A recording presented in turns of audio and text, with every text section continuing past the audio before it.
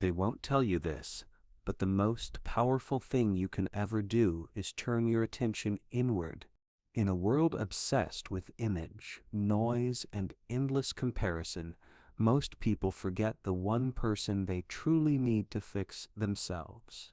Not their friends, not their enemies, not society, but you. This video is not for those who want quick fixes or 5-second hacks. It's for those brave enough to look in the mirror and whisper, "I need to rebuild."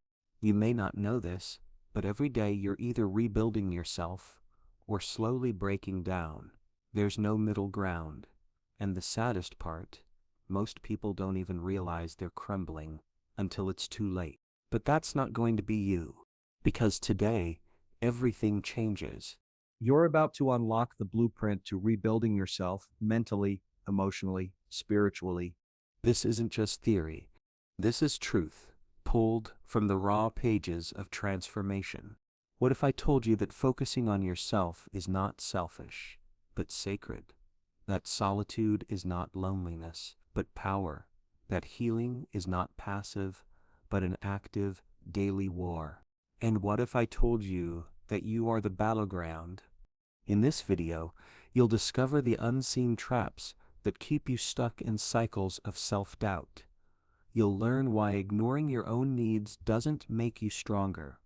It makes you forgettable. You'll understand why true change is silent, slow, and often invisible to others, but revolutionary for your soul. You'll learn how to protect your focus in a world designed to steal it. Rewire your habits without waiting for motivation. Cut emotional weight you didn't even know you were carrying. Turn pain into fuel and loss into wisdom. Break away from people who quietly sabotage your growth. And most importantly, how to put yourself first without apology. Here's what they won't tell you. You can lose your job, your friends, your money, even your reputation. But if you lose yourself, there's nothing left to rebuild from. Let that sink in. Somewhere along the way, you stopped asking yourself the hard questions. What do I want? What does peace feel like for me? Who am I without the noise? You see, the world teaches you to perform, to meet expectations, to chase approval. But what if your real work is not out there, but in here? What if the loudest voice you need to hear is your own? Most people never rebuild themselves because they think change is supposed to be loud. They expect it to come with applause, validation, or a grand announcement. But the truth, real change is quiet. It's what happens when no one is watching. It's when you choose to get up, again and again, even when your soul feels heavy. And that's what we're going to explore. We'll pull back the curtain on the silent routines of powerful people, routines built not on hype, but on healing. We'll reveal hidden daily practices that shift your energy and mindset without needing an audience. You'll uncover the forgotten art of focusing on yourself deeply, consistently, and unapologetically. Because when your focus is on you, distractions lose their power. Drama loses its appeal. Toxic people lose their grip. And life finally starts to make sense. And if you stay with us till the end, you'll receive a mental map, a set of guiding principles that will help you protect your peace, elevate your thinking, and walk a path most people are too afraid to take. So why should you watch till the end? Because the person you become after this will no longer settle, no longer seek permission, no longer be pulled in 20 different directions. The person who finishes this video will walk away with a new identity, one forged in solitude, strengthened by purpose, and led by focus. And that's rare in today's world. This is not about chasing perfection. It's about choosing progress, choosing self-awareness, choosing you every single day. So take a breath, let the noise fade, turn your attention inward, because what you're about to hear could change everything. Welcome to Narrative Society. If you believe in growth, healing, and becoming the strongest version of yourself, hit that subscribe button now. This is where your journey begins. Let's rebuild together. Before we talk about the future you're trying to build, let's talk about the parts of yourself you've left behind, the ones that once made you feel alive, the forgotten versions of you who used to dance without shame, dream without fear, and laugh without looking over their shoulder. You see, somewhere between responsibilities and routines, you stopped doing the things that lit your soul on fire. But let me ask you, what did you love before the world told you to be practical? What made your heart race before bills, deadlines, and expectations dulled your senses? For some, it was painting. For others, it was music, or reading, or building things with their hands. Maybe it was writing poems no one ever read, or getting lost in a story, or running until your lungs burned but your spirit felt free. Those things, they weren't just hobbies. They were windows to your soul. And when you gave them up, you didn't just lose an activity, you lost a piece of yourself. Rebuilding yourself isn't about becoming someone new. It's about rediscovering the parts you buried to survive. That's where your passions live. And if you want to feel alive again, you need to go back and dig them up. Start small. Pick up the guitar even if your fingers feel stiff. Sketch something even if it's messy. Write that page, take that class, walk that trail. Passion doesn't return in one loud moment. It creeps back quietly through little choices. Each time you choose joy over numbness, creation over consumption, presence over distraction, you breathe life into yourself, and you'll start to notice the world feels brighter when you do the things you love. But don't stop there. Before we talk about changing the way the world treats you, we need to change the way you understand yourself. Most people drift through life, reacting, not reflecting. They feel something, and instead of exploring it, they suppress it. They repeat the same behaviors, not because they work, but because they're familiar. They follow patterns without ever asking, why do I do this? That's why self-awareness isn't optional. It's the foundation. You need to become your own observer. Notice how you respond under pressure. Notice what drains you, what excites you, what triggers you, what heals you. The truth is, most people don't know themselves. They only know the version they created to survive. But survival is not the goal anymore. Growth is, and growth begins with asking yourself the hard question. Try journaling, not for perfection, but for reflection. Don't worry about grammar. Just write what hurts, what you crave, what you regret, what you hope for, or sit in silence. Yes, real silence. No screens, no music, just you and your thoughts. It'll feel uncomfortable at first, but over time, that silence becomes your sanctuary. That stillness becomes your truth. You'll start to catch your own patterns. You'll realize your anger was actually sadness. Your sarcasm was a shield. Your distractions were a cry for help. And once you see it, you can't unsee it. That's when the real rebuilding begins. Because now you're not reacting. You're responding. You're choosing. You're aware. And self-aware people are powerful because they stop blaming the world and start changing themselves.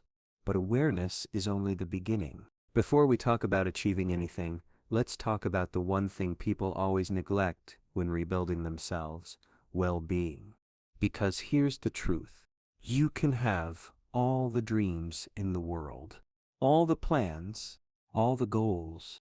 But if your body is exhausted, if your mind is scattered, if your heart is numb, you won't make it far.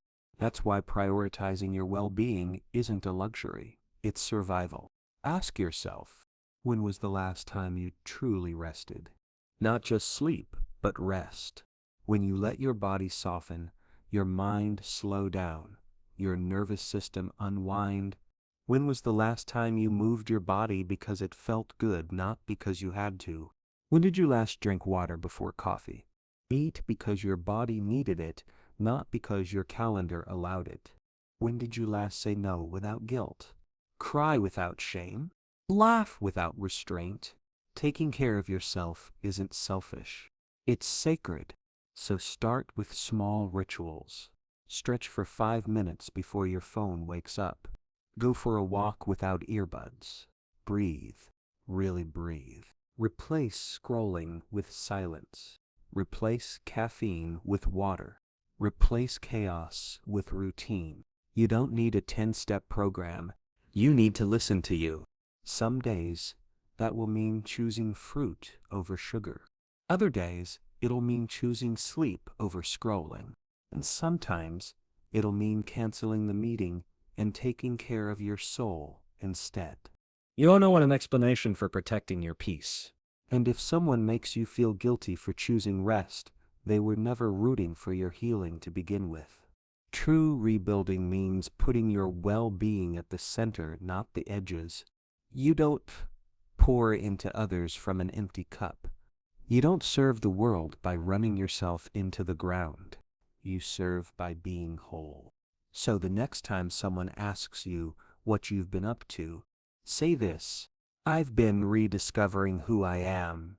I've been rebuilding my peace. I've been taking care of the one person I'll spend the rest of my life with. Me.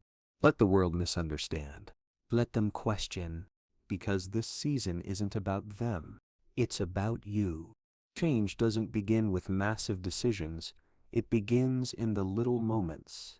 The ones that seem so small, so ordinary, you barely notice them. Like waking up 5 minutes earlier to stretch, choosing water over soda, saying no to the 3rd episode and going to sleep on time. These moments build habits, and habits build lives. You don't need to overhaul your world overnight. What you need is consistency, because small actions repeated daily become the rhythm of your life. Start with 1. Move your body, not to punish it. Not because you're chasing a number, but because motion is medicine. A simple walk can reset your nervous system. A short workout can flood your brain with clarity. Your body is not your enemy. It's your ally, and it wants to help you feel better. Fuel it right. You don't have to follow trends or restrict yourself to extremes. Just pay attention. Notice how you feel after meals. Learn what gives you energy and what steals it. Food isn't just fuel, it's information. Every bite sends a message to your cells. What is your body hearing? Then there's sleep, the forgotten cornerstone of well-being. Everyone talks about hustle, but the real power lies in restoration. Your mind resets while you sleep. Your body repairs. Your spirit rests. Skip that, and you're trying to rebuild on a shaky foundation. Don't underestimate the compound effect of simple decisions. Drinking a glass of water right when you wake up, taking 5 deep breaths when you feel overwhelmed, turning your phone off 30 minutes before bed. These aren't small, they're sacred.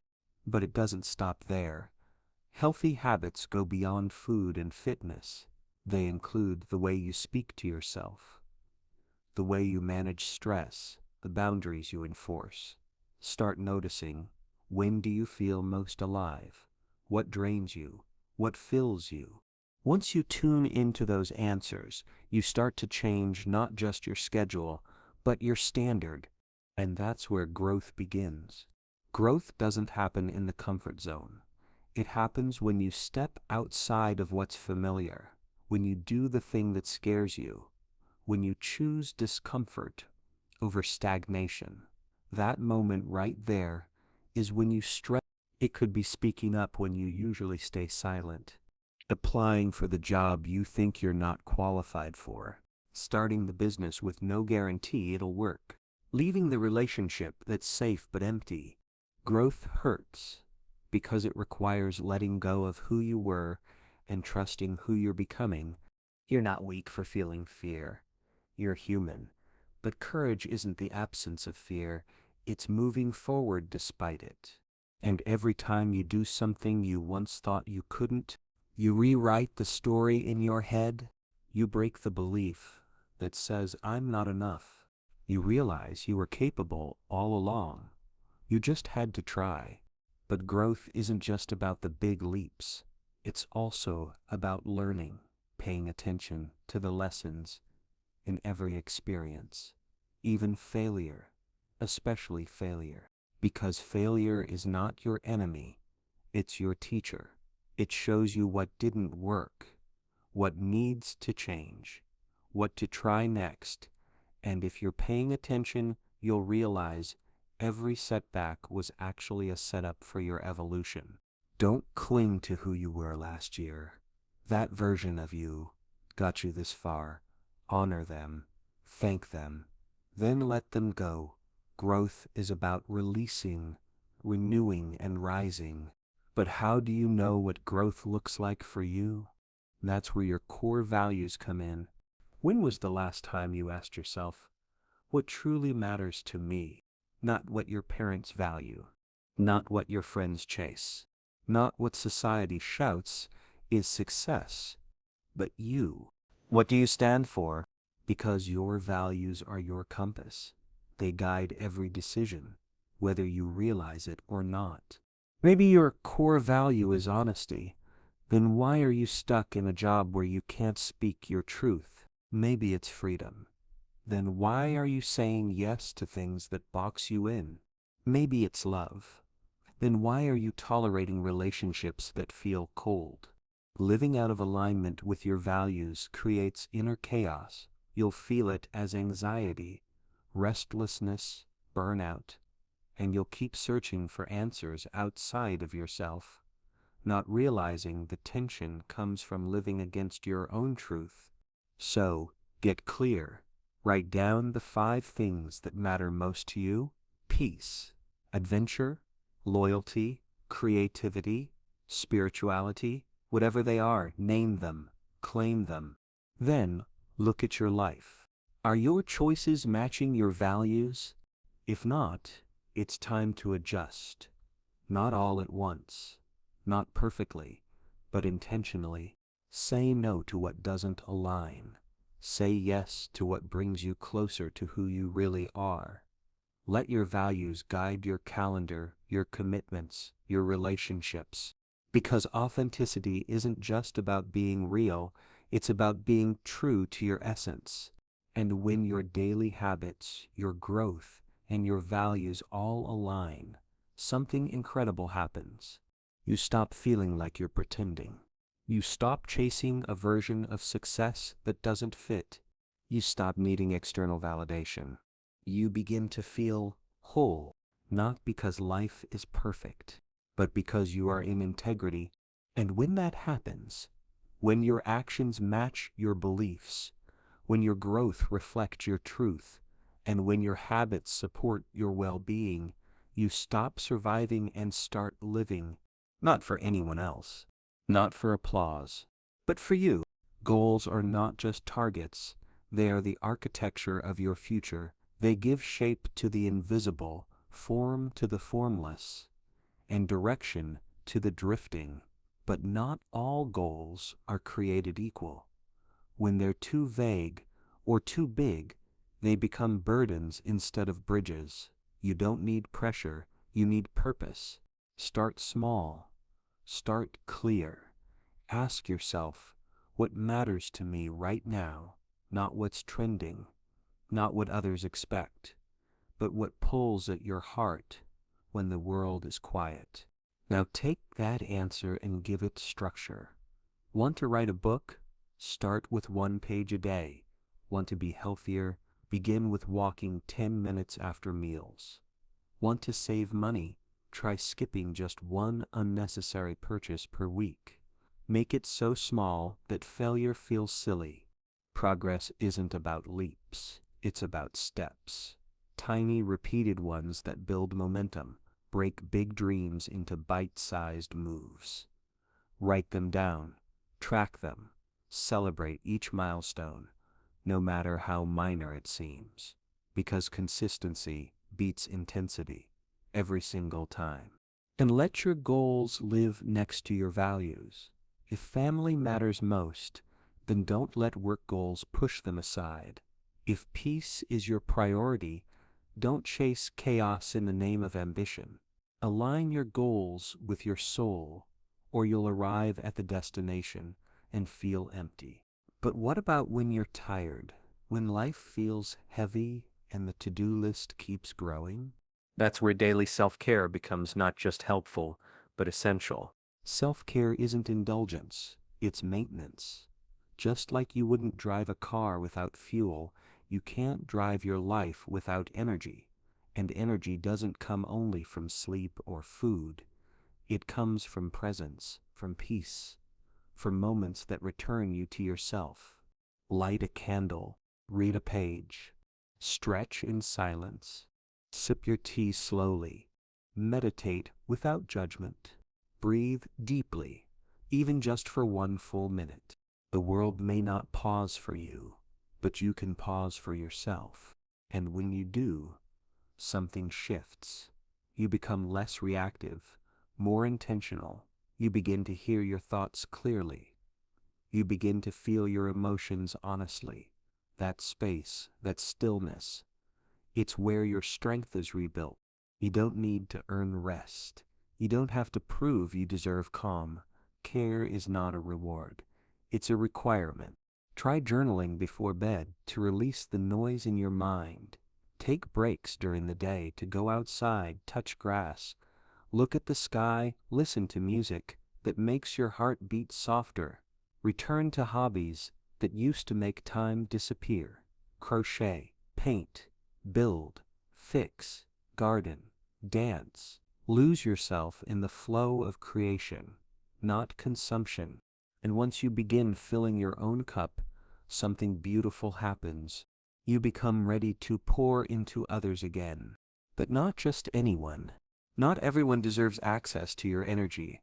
Surround yourself with people who see you clearly, people who lift you gently, people who challenge you lovingly, the kind who don't just hear your words, they understand your silence.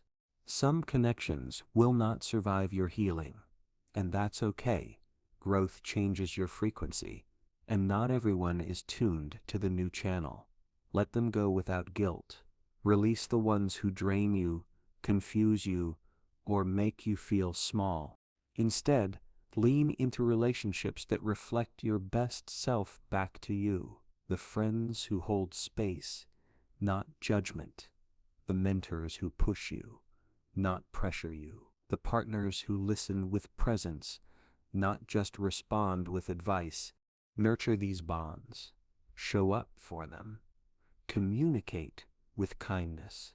Be real, even when it's raw, because authenticity attracts authenticity. When you're honest about your journey, you make space for real connection, not performance. And remember, you're not meant to rebuild alone. Sometimes the strength to carry on comes from a single text that says, "I'm here." Sometimes your breakthrough begins in a late-night conversation with someone who's been there too. Never underestimate the healing power of human connection.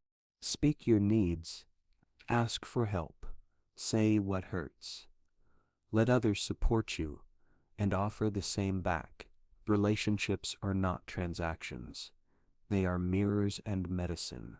Let your circle reflect the life you're building, not the one you've outgrown. So, as you set your goals, take your breaks, and choose your people, do it all with intention, step by step, moment by moment, choice by choice, because this is not a race, it's a return to the you who was buried beneath pressure, noise, and expectation. And that version of you, the one who's calm, clear, grounded, and glowing, has been waiting all along. Creativity isn't reserved for artists. It lives in everyone.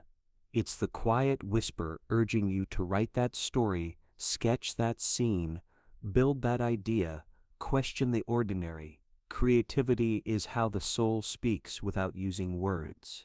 And when you allow yourself to create, even badly, you unlock something sacred. Think of the child who draws without worrying if it's good.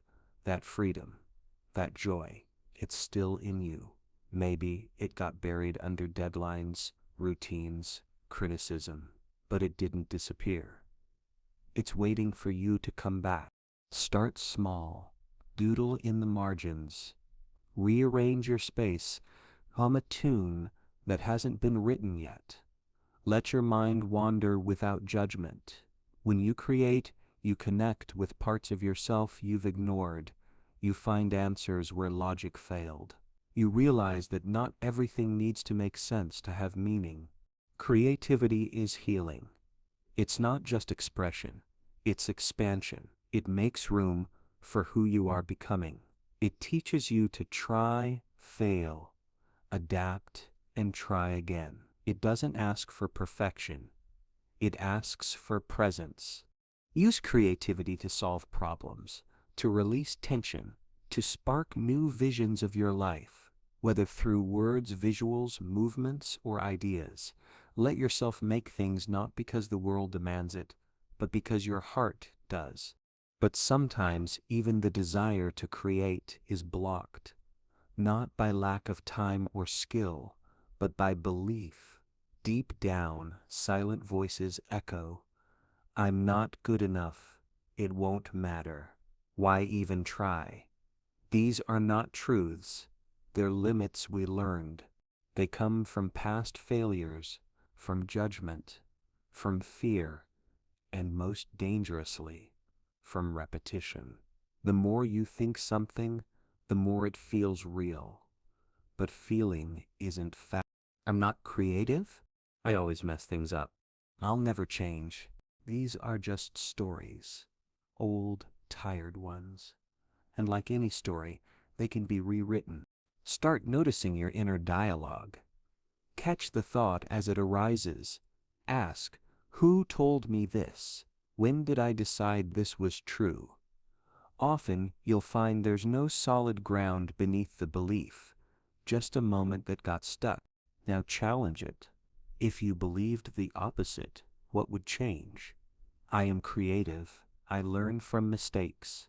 I can evolve. Say it until it feels less foreign. Say it until it feels possible. Change doesn't start outside. It starts in how you think about yourself. Replace judgment with curiosity. Instead of "why can't I do this?"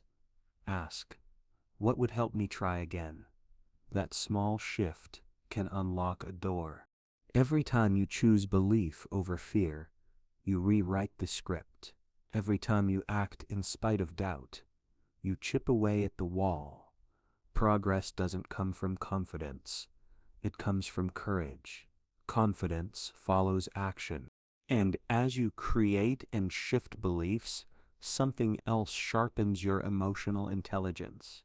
It's not just about being in touch with feelings. It's about mastering them without suppressing them.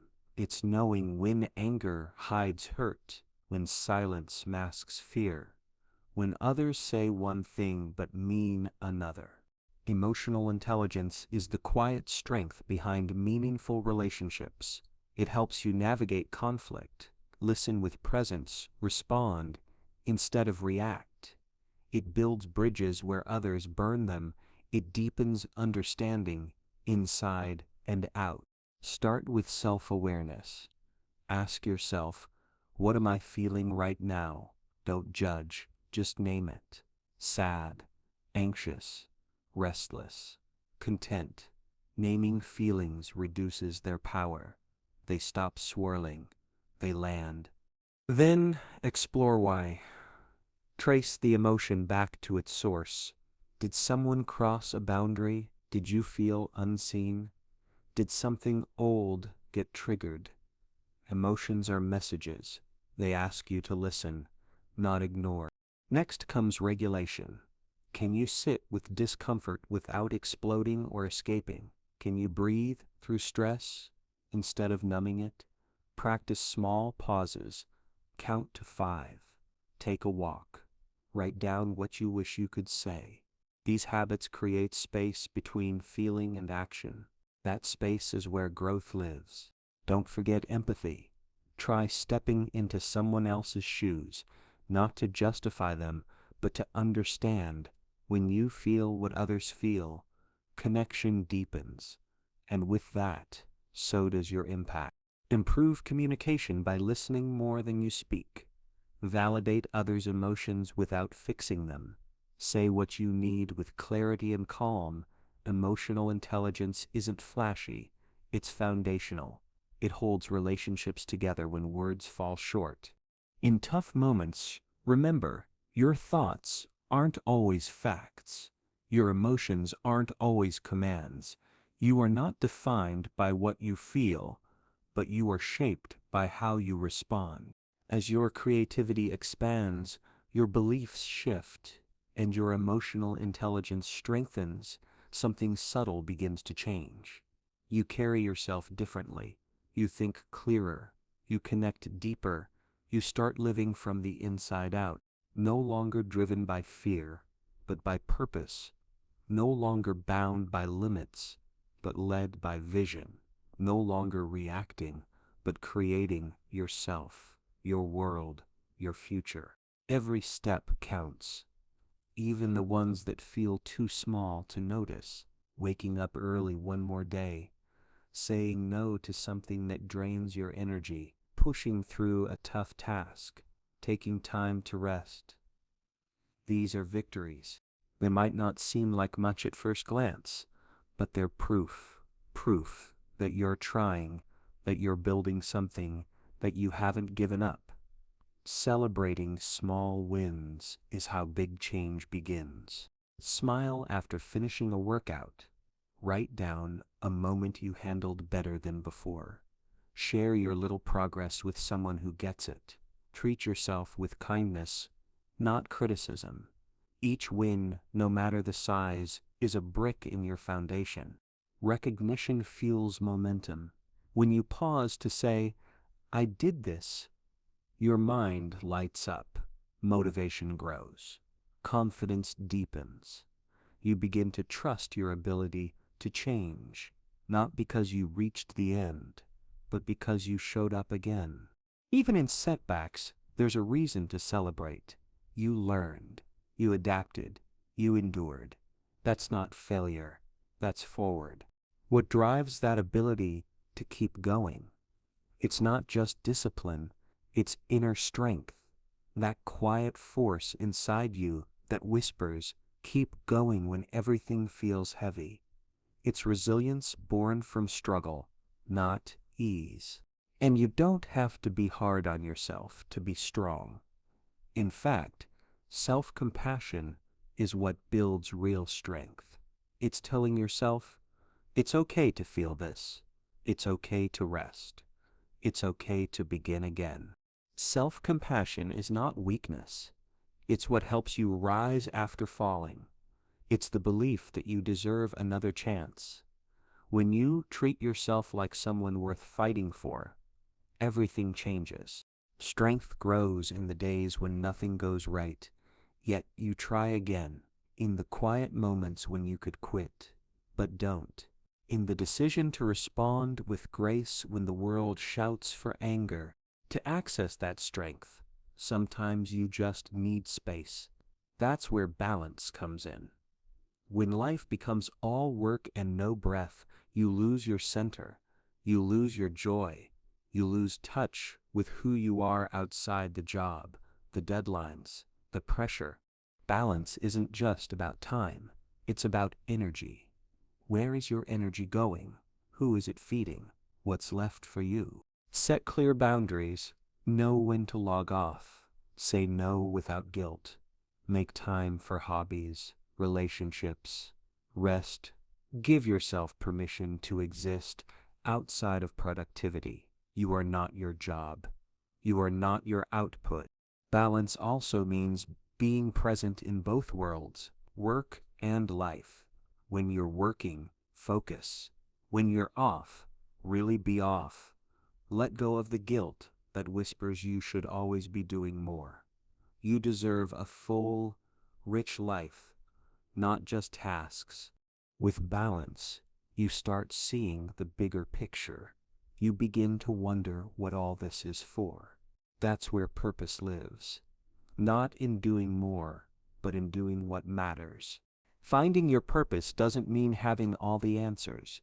It means paying attention to what pulls at your heart, what excites you, what challenges you in a way that feels right, what you do even if no one noticed. Purpose is often quiet. It hides in the things you've always loved, in the problems you feel called to solve, in the moments where you lose track of time because you're fully alive. Ask yourself, what do I value most? What makes me feel fulfilled? What legacy do I want to leave? Purpose brings clarity. It helps you say no to what doesn't serve you. It keeps you steady during chaos. It guides your actions and fuels your resilience. Even if you're not sure what your purpose is yet, start following the clues. Explore, reflect. Be curious. Trust that the journey will shape the path. When you live with purpose, celebrate your wins, nurture your strength, and protect your balance. You begin to transform. You don't just rebuild, you rise. You become someone who creates life intentionally, not from pressure, but from presence, not from fear, but from love. The mind, left unmanaged, becomes noisy. Thoughts race, doubts grow louder, and simple decisions feel overwhelming. But when the mind is clear, everything changes. You move through life with more ease. You make better choices. You see what truly matters. Mental clarity isn't a luxury, it's a daily practice, one that begins with slowing down, with making space in a world that constantly demands your attention. Mindfulness is the doorway. It's learning to pause, to breathe, to come back to the present moment. The more you practice it, the more control you gain over your attention. You stop reacting. You start responding. Clarity also comes from organization, not just of your environment, but of your thoughts. Write things down. Make lists. Declutter your surroundings. Your outer world reflects your inner world. When you simplify the space around you, your mind follows. Even 10 minutes of stillness in the morning can sharpen your focus for the entire day. When your mind isn't clouded by distractions, you make stronger decisions. You stay aligned with your goals. You feel less scattered. You act with intention. A calm mind sees opportunity in places a restless one never could. It notices small joys. It solves problems more creatively. It faces discomfort without panic. Mental clarity isn't about perfection. It's about peace. And peace doesn't require perfection either. Sometimes it just needs perspective. That's where gratitude enters. A daily anchor in the rush of life. Gratitude is simple, but powerful. When you pause to acknowledge what's good, even on hard days, something shifts inside you. You stop obsessing over what's missing. You start appreciating what's here. It's not about pretending everything's okay. It's about choosing to see what is working. A kind word, a quiet morning, a lesson learned, a moment of laughter, a roof overhead, a body that carries you forward. Gratitude doesn't erase struggle, but it balances it. It gives you strength to keep going. It reminds you that even in darkness, there is still light. Write down 3 things every day that you're grateful for. Say thank you more often. Let appreciation become your habit, not your afterthought. It changes your chemistry, your mood, your energy, your reality. When your heart is full of gratitude, your mind feels lighter. Your spirit becomes more open. Your relationships deepen. Life feels less like a race and more like a journey worth savoring. The path of rebuilding yourself isn't about fixing what's broken. It's about honoring who you are and choosing who you want to become. It's a daily return to your own center.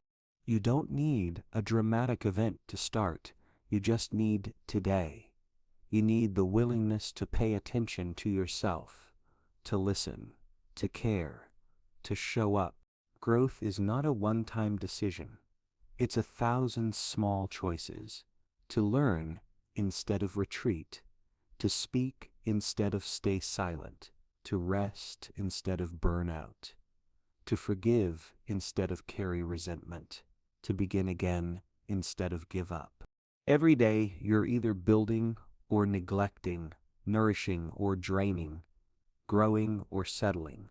You get to choose, and when you choose yourself, again and again, you rebuild, not by accident, not by chance, but by commitment. A quiet, steady commitment to living with purpose, to loving with depth, to creating with honesty, to rising no matter how slowly. Some days the progress will be loud, other days it will be silent, but it will always be real. You don't need permission. You don't need to be perfect. You just need to begin right where you are. Let today be the day you stop waiting. Let it be the day you shift from existing to rebuilding. Let it be the day you say yes to your own life. Let it be the start of something beautiful.